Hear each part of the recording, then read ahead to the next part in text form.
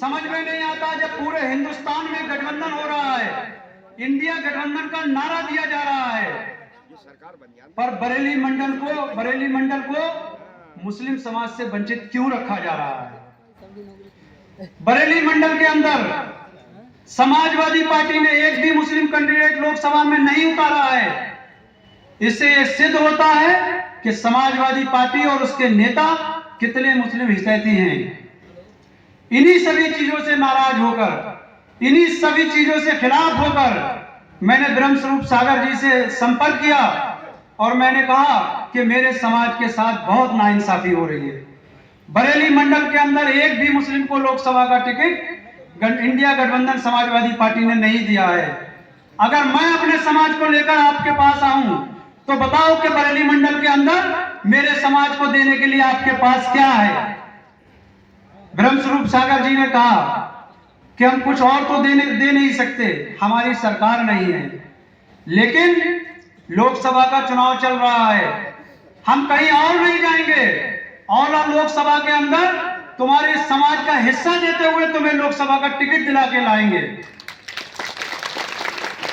धन्यवाद है बहुजन समाज पार्टी के नेता।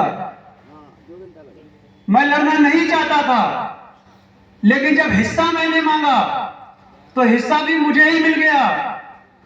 अगर मेरी जगह किसी और ने मांगा होता तो उन्हें मिल जाता, लेकिन अफसोस उनमें ना तो हिम्मत है और ना काबिलियत है कि आपके हक और हुकूक की आवाज उठाकर वो जिले पे बात कर सकें या लखनऊ बात कर सकें। उन्हें पता है कि उनके पास जो चटाई और दरी बिछाने के पद हैं वो उनसे छीन लिए जाएंगे। ऐसा लगता है कि जैसे सैलरी पे वाले हैं वो। साथियों, समाजवादी पार्टी में या कहीं भी मुस्लिम लीडर जो है वो अपने मर्जी के मालिक हैं। मैं किसी पर टीका टिप्पणी करना नहीं चाहता, लेकिन मैं खुले मन से कहना चाहता हूं कि जो बहुजन समाज पार्टी का नारा है, जिसकी जितनी हिस्सेदारी उसकी उतनी भागीदारी, यदि बहुजन समाजवादी पार्टी हमारे समाज को हिस्सेदारी और भागीदारी देने को तैयार है तो मैं वेलकम करता हूं और मैं अपने समाज से अपील करता हूं कि जो तुम्हें और तुम्हारे नेताओं को हिस्सा दे रहा है तुम भी उसी के साथ खड़े हो जाओ, तुम भी उसी के नारे लगाओ, तुम भी उसी का गाना गाओ। समाजवादी पार्टी ने 19 के बाद 2024 में समाजवादी पार्टी के पास जिले के अंदर हर वर्ग में नेता हैं, लेकिन बावजूद इसके उसने शाहजहांपुर से लाकर नीरज मौर्य जी को प्रत्याशी बनाया है। अब ये नहीं पता क्या क्या करके और कैसे कैसे बनाया है, ये आप सभी लोग इशारों को समझ सकते हो। बदनाम तो हमें किया जाएगा कि हम बिक गए, कि हमें लालच मिल गया। मैं पूछना चाहता हूं कि 3 चुनाव ओला नगर पालिका के मैं लड़ चुका हूं, किसी का इतना जमीर और औकात है कि सैयद आबिद अली को खरीद सके? अगर मैं बिकता तो इस भारतीय जनता पार्टी की सरकार के खिलाफ चुनाव नहीं लड़ता। अगर मैं बिकता तो समाजवादी पार्टी के लिए 5 साल संघर्ष नहीं करता। ये मेरी वफादारी थी कि मैंने तुम्हारे लिए संघर्ष करा और तुमने मेरी कौम की बलि चढ़ा दी। लेकिन अब बहुत हुआ, अब हिसाब होगा।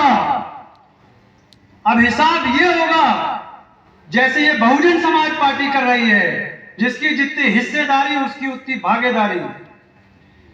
नीरज मौर्य जी तो शाहजहांपुर से लेकर आए हैं। नीरज मौर्य जी अगर बहुत बड़े नेता थे तो उनको औला क्यों लड़ाया?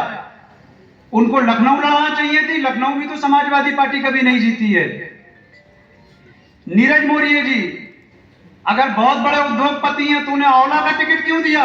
उन्हें राज्यसभा भेज देना चाहिए था। आजमगढ़ को जिताने के लिए ये 2 MLC बना सकते हैं। मुस्लिम वोट को कांग्रेस से रोकने के लिए, बहुजन समाज पार्टी से रोकने के लिए ये गठबंधन कर सकते हैं, लेकिन इस औला लोकसभा पे ये तुम्हारे नेता को, सैयद आबिद अली को या इसके किसी भाई को टिकट नहीं दे सकते।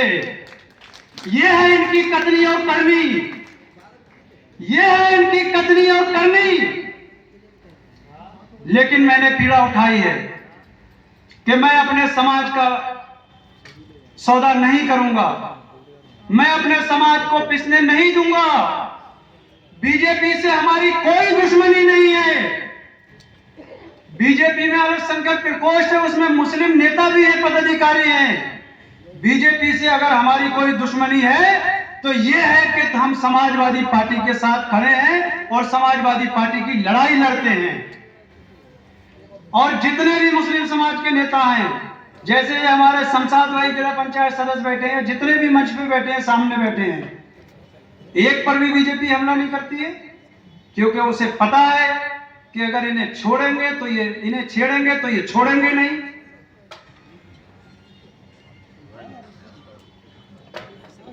वैसे बरेली जिले के अंदर हमारे एक कहावत बहुत मशहूर है कि शाहजहांपुर की कबूतरी ठिये पे मिलती है।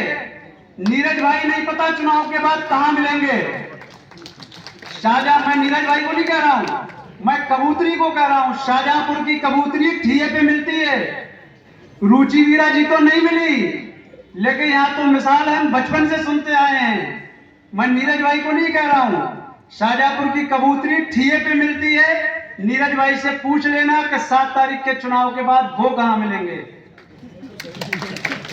और औला के समाजवादी पार्टी के नेताओं को हमारा एहसान मानना चाहिए। हमने उनकी वैल्यू बढ़ा दी, हमने उनकी पोजीशन बढ़ा दी। जिस दिन हमने बहुजन समाज पार्टी का दामन थामा, उसी दिन से नीरज मौर्य जी औला विधानसभा के अंदर समाजवादी पार्टी के नेताओं को फोन खनखनाने लगे। छोटे से छोटे कार्यकर्ता के घर जाने लगे, कहने लगे कि प्रिय मैं आ रहा हूं, बताओ तुम्हारी समस्या क्या है। जब हमने बहुजन समाज पार्टी का दामन नहीं थामा था तो औला के नेताओं की और वोटरों की, बल्कि इस चेयरमैन की, प्रथम नागरिक की भी इतनी औकात नहीं थी कि नीरज मौर्य जी की बराबर में बैठ जाए। हाथ उठाकर बताओ, नीरज मौर्य जी ने आप में से किस किस को फोन करा? जिसको फोन करा वो हाथ उठाओ। यानी कि एक भी हाथ नहीं उठा, एक को भी नहीं करा। लेकिन अब बहकावे में मत आना। अब नीरज मौर्य जी और उनके सैलरी पे वाले आज ही शाम से तुम्हारे घर पे डेरा डाल देंगे कि तुम हमारी पार्टी हो, हमारा हिस्सा हो, हमारा ये हो, हमारा वो हो, हमारे साथ चलो। जिसके पास भी समाजवादी पार्टी का कोई भी नेता जाए, वो ट्रांसफार्मर में तार में आग लग गई है।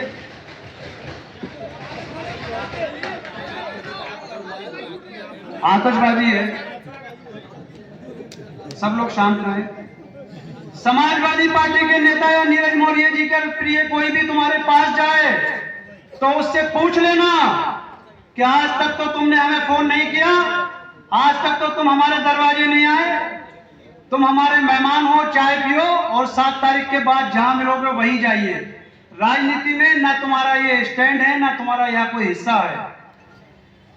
साथियों, मैं आप लोगों के माध्यम से हमारे औला के सांसद, भारतीय जनता पार्टी के सांसद धर्मेंद्र कश्यप जी से भी पूछना चाहता हूं कि उन्होंने औला की लोकसभा के अंदर, औला के गांवों के अंदर, शहरों के अंदर कितने लोगों का रोजगार दिया है। अगर वो तुम्हारे बीच आए तो उनसे भी 10 साल का हिसाब लेना है। छोड़ना किसी को नहीं है। ये चुनाव हिसाब और किताब का होगा और आर पार का होगा।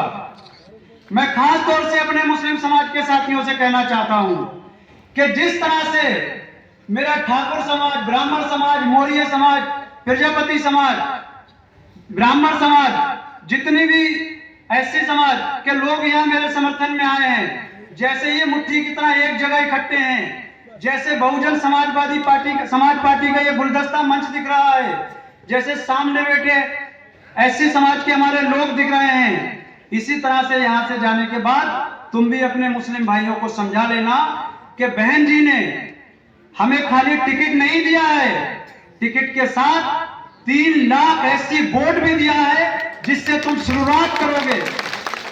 3 लाख वोट बहन जी ने दिया है, 5.5 लाख वोट के मालिक तुम हो। अगर ये दोनों वोट मिल गए तो और जो हमारे चाहने वाले विभिन्न जातियों के हैं वो इस चुनाव को पार कर देंगे, जिता के ले जाएंगे।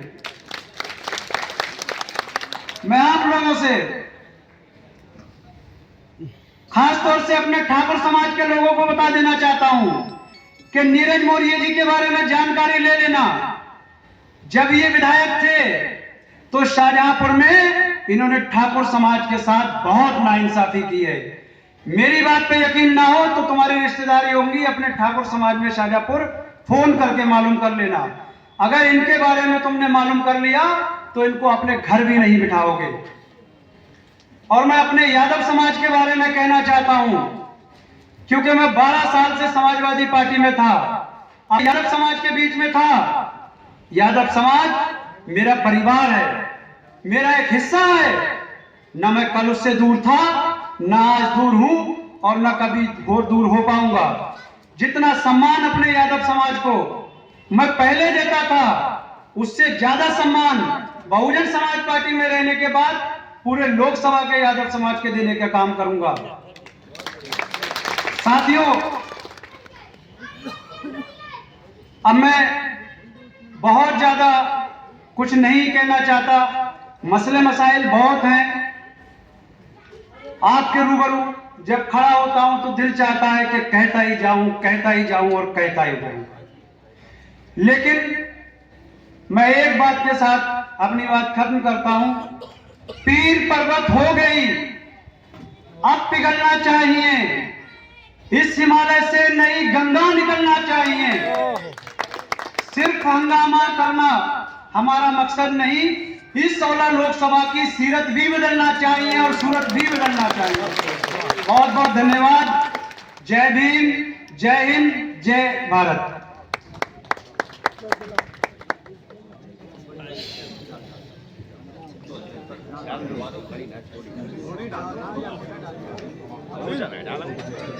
सम्मानित साथियों, अभी आपने हमारे औरा लोकसभा के प्रत्याशी जी को सुना। इसी क्रम में मीटिंग की समाप्ति की ओर ले जाते हुए बरेली जिले के जिलाध्यक्ष भाई राजीव कुमार जी से कहूंगा कि वो आए और सभी लोगों का आभार व्यक्त कर मीटिंग समाप्ति की घोषणा करें। भाई राजीव सिंह जी। नहीं तो भाई